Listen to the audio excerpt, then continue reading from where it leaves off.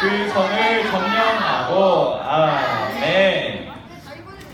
네, 오늘은 믿음의 싸움에서 승리하는 방법이라는 제목으로 우리 하나님 말씀을 함께 볼 건데, 우리 큰 목소리를 제목 한번 읽어보겠습니다. 시작! 믿음의 싸움에서 승리하는 방법. 네, 여러분 혹시 이 선수가 난 누군지 아는 사람?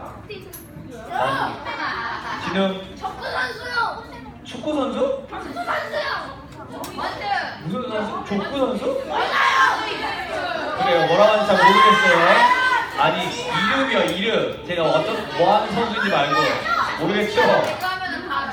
아마 우리 대부분의 친구들이 모를 것 같은데, 이 사람은 이 플로이드 메이웨더 주니어라는 세계적인 권투 선수예요. 세계적인 권투 선수인데, 이 메이웨더는 이 권투계에서 살아있는 전설로 불리는 최고의 선수인데, 여러분 이 많은 운동 경기들을 보면 이 각 체급별로, 즉 이 선수의 체중에 따라, 이 몸무게에 따라서 여러 가지 등급을 이렇게 맞춰서 우리가 경기를 하는 것처럼, 이 권투 역시도 이 체급별로 경기를 하게 되는데, 이 메이웨더라는 이 선수가, 이 현역 선수는 지금은 은퇴를 했는데, 이 메이웨더가 이 현역 시절에는 무려 5체급에서 챔피언을 차지했다고 해요. 5등급 다 몸무게 몇 킬로에서부터 몇 킬로까지 해서 챔피언을 차지했고, 그 위에 등급 해가지고 총 5체급에서 챔피언을 차지했다고 해요. 그리고 더 놀라운 사실은 이 50번의 경기를 했었는데, 이 메이웨더가 50번의 경기 중에서 50승을 했어요. 50승. 한 번도 안 진 거예요. 한 번도. 무패. 50전, 50승, 무패. 즉 50번 경기에서 단 한 번도 경기를 지지 않고 50번을 연속으로 다 이긴 권투계에서 이 신화를 쓴 정말 대단한 선수예요. 이처럼 이 메이웨더가 이 50번이라는 이 권투 경기에서 단 한 번도 지지 않고 또 모든 경기에서 이렇게 승리할 수 있었던 방법은 과연 무엇일까요, 여러분? 그냥 때려서, 힘이 세서, 또 뭐가 있을까? 열심히 노력해서, 맞아, 여러 가지 답들이 다 있겠죠? 이 메이웨더가 단 한 번도 지지 않는 이 무패의 행진을 이어갈 수 있었던 이 비결은 바로 자신의 이 신체 구조를 잘 이해하고 있었기 때문이에요. 이 메이웨더는 이 다른 권투 선수에 비해서 이 팔이 굉장히 길었다고 해요. 팔이 다른 선수보다 길어서, 그래서 이 권투 경기를 할 때 이 상대방과 이제 똑같이 서 있더라도 이 팔이 더 길기 때문에 멀리서 이 상대에게 이 잽을 날릴 수 있다고 했어요. 이 메이웨더가 자신의 이런 신체적인 장점을 잘 살려서 상대방보다 더 멀리 이렇게 떨어져서 이렇게 공격을 할 수 있는 이런 거리를 유지하면서 이렇게 경기를 했어요. 메이웨더는 또한 이 공격 기술뿐만 아니라 이런 피하는 이런 방어 기술 역시도 끊임없이 잘 훈련해서 이 상대방의 주먹을 잘 피하기도 했었고, 또 방어하면서 또 이 상대와 경기를 했을 때 보이는 이런 허점을 노려서 이렇게 50승의 경기 성과를 이루게 되었어요. 이렇게 자신에게 가장 잘 맞는 방법을 찾아 훈련하고 경기한 결과 이 메이웨더는 50전 50승 무패라는 이전에도 없었고 앞으로도 쉽게 나타날 수 없는 이런 놀라운 경기 성과를 남길 수 있었어요. 오늘 소개한 이런 메이웨더처럼 여러 운동 선수들도 역시 마찬가지로 자신에게 맞는 이런 훈련을 찾아야 해요. 그렇게 훈련할 때 운동 선수들은 경기에서 좋은 결과를 낼 수 있게 돼요. 이처럼 이 운동 선수들이 좋은 경기 그리고 승리를 하기 위해서 자신에게 가장 잘 맞는 이런 훈련을 하는 것처럼 이 하나님의 백성에게도 역시 이 믿음의 싸움을 할 때 승리할 수 있는 방법이 있는데, 그 방법이 과연 무엇일까요? 오늘 우리가 이 여호수아 말씀을 통해서 이 성경에서는 그 방법을 우리에게 무엇이라고 소개하고 있는지 우리 말씀을 통해서 함께 살펴보도록 할게요. 하나님의 은혜로 이스라엘 백성들이 요단강을 무사히 건너오게 됐고 마침내 하나님께서 이 이스라엘 백성들에게 약속하신 이 가나안 땅에 들어가게 되었어요.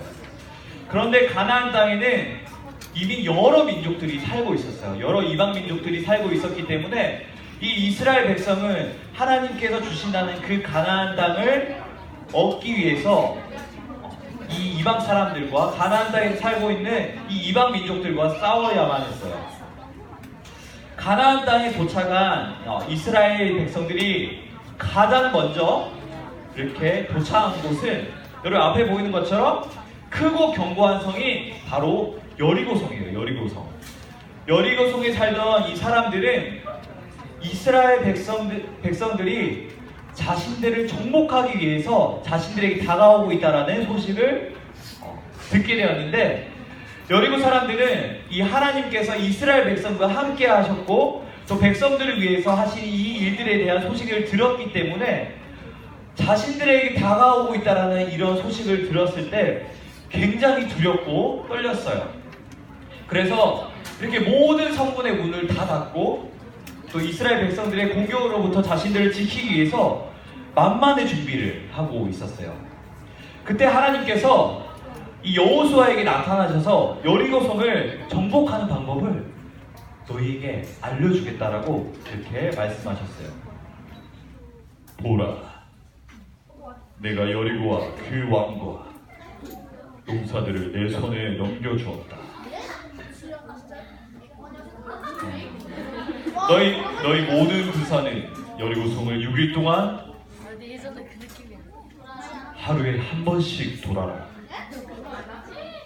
그리고 7명의 제사장은 맨 앞에 나팔을 불고 그 뒤에 제사장들은 언약궤를 메고 앞으로 나아가라. 7일째 되는 날은 성을 7바퀴 돌아라. 그리고 제사장들이 나팔을 불 때 그 소리를 들은 모든 사람들은 다 같이 크게 소리를 질러라. 그리하면 여리고 성벽이 와르르 무너져 내릴 것이다 라고 하나님께서 이렇게 말씀을 하셨대요. 여러분, 우리가 이 전쟁에서 승리를 하려고 하면 우리 어떤 도구들이 필요하겠죠? 칼, 석궁, 또 해? 해. 그래, 또 뭐 탱크, 또 뭐가 있지? 장갑차. 여러분, 그럼 이 이스라엘 백성들이 살았던 시대는, 자 집중. 자, 이 이스라엘 백성들이 살았던 시대에 필요했던 무기들은 뭐가 있을까? 칼, 또 창, 돌도끼? 돌도끼, 그래요. 뭐 여러 가지 많은 칼도 있겠죠. 방패? 방패도 중요하죠. 맞아요. 대포는 없었을 것 같아요. 저 생각에. 네.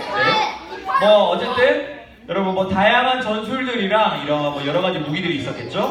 이렇게 칼과 여러분 창과 그리고 활 같은 이런 무기가 많이 있어야 했고, 이 성문을 활짝 열 수 있도록 이 전략을 잘 짜야만 했어요. 그래서 이 군사들은 무기를 자유롭게 사용할 수 있도록, 또한 전술대로 잘 행동할 수 있도록 열심히 훈련을 해야 해요.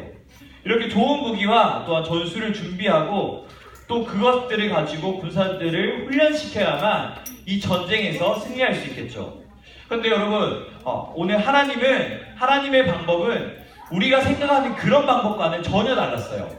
하나님께서는 우리가 일반적으로 생각하는 그런 방법을 사용하지 않으셨고, 어떤 탁월한 군사적 전술로 이 무너지지 않을 것 같은 이 여리고성을 정복하는 것이 아니라 그저 성 주위를 며칠에 걸쳐서 계속 빙빙 돌며 마지막 날에는 소리를 지르는 것만으로 이 여리고성이 무너질 것이라고, 이 여리고성을 정복할 수 있을 것이라고 말씀하셨어요.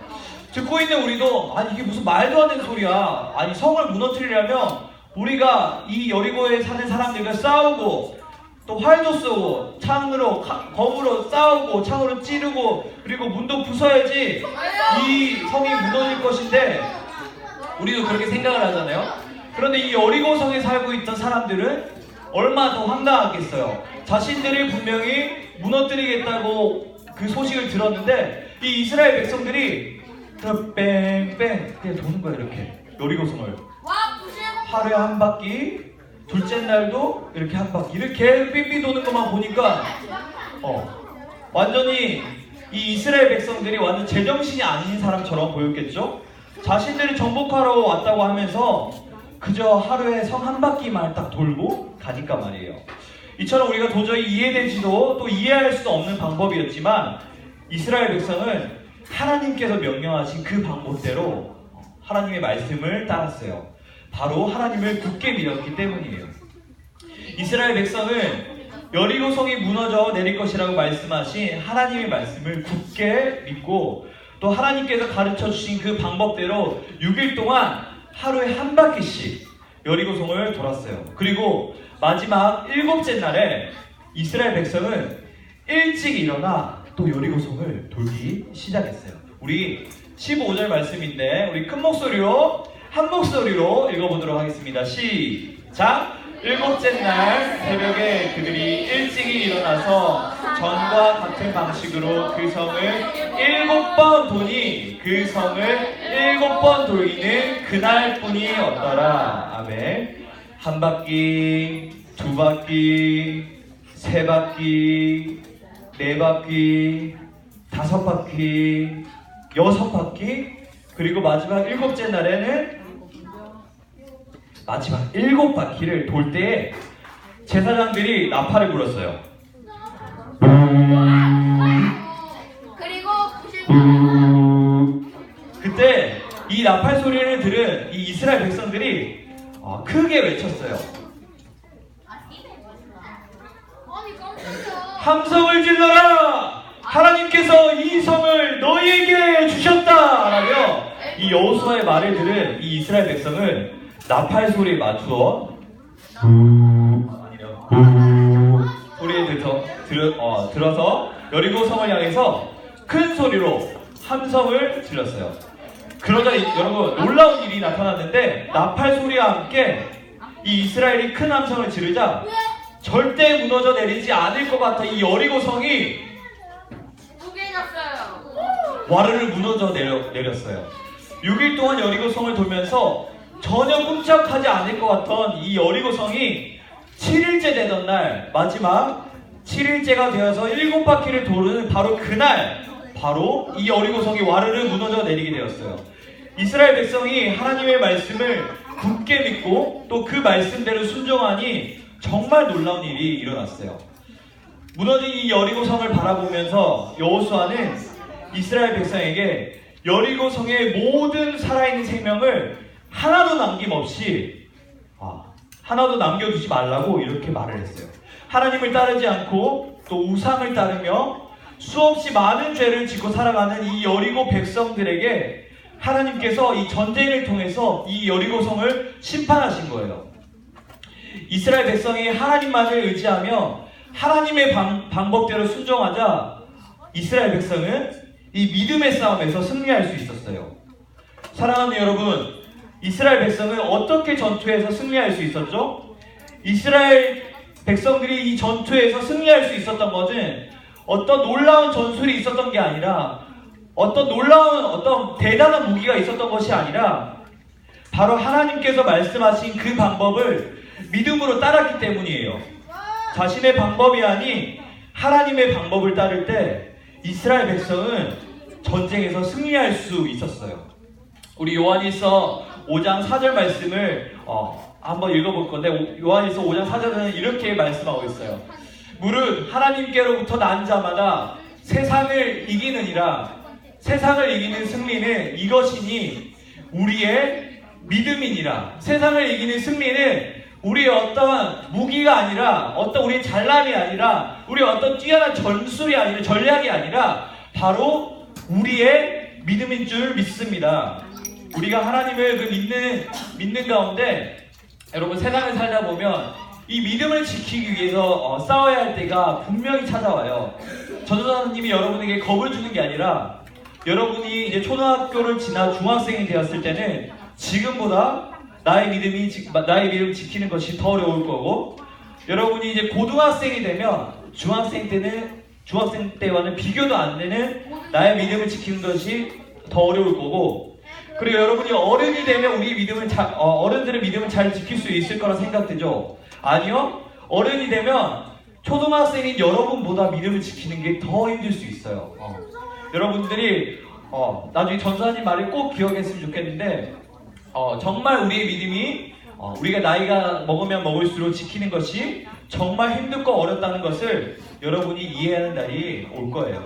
사랑하는 여러분, 우리가 우리의 믿음을 지키기 위해 싸워야 할 때 하나님을 굳건히 믿고 하나님의 방법대로 따르는 사람에게 하나님께서 믿음의 전투에서 우리에게 승리를 주실 줄 믿습니다. 우리는 오늘 이 믿음의 싸움을 싸워야 할 때 반드시 승리하는 방법을, 우리 그리스도인이 이 믿음의 싸움에서 반드시 승리하는 방법을 함께 우리가 살펴보았어요. 내 생각, 내 방법이 아닌 바로 이스라엘 백성처럼 하나님의 방법을 믿고 따를 때 우리는 이 믿음의 싸움에서 승리할 수 있어요. 이길 수 없을 것만 같았던 이런 싸움에서도 나의 방법이 아니라 하나님의 방법을 믿고 따르면 우리는 그 믿음의 싸움에서 승리할 줄 믿습니다. 우리 모두 하나님을 굳게 믿고 하나님의 방법대로 믿음의 싸움에서 승리하는 우리 모든 초등부 친구들 되길 진심으로 소망합니다. 아멘. 다 함께 우리 기도하도록 하겠습니다.